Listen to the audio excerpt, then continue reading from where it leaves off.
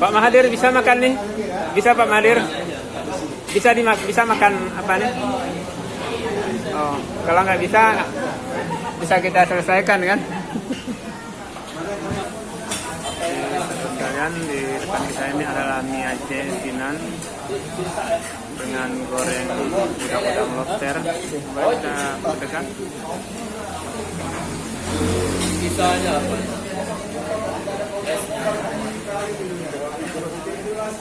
Terus bisa aja.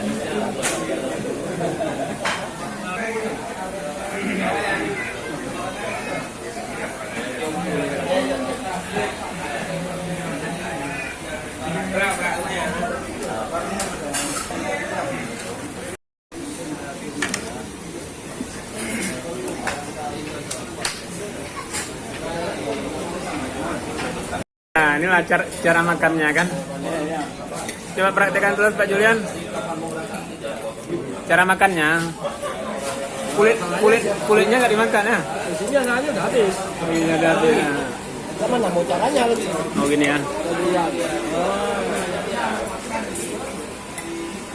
Dia harus langsung ke sini ya. Caranya harus begini ya.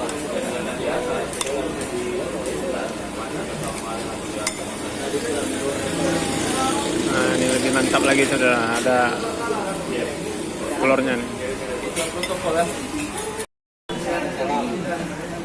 Tapi akhirnya saudara, semuanya tinggal tulang, kulit-kulitnya semua.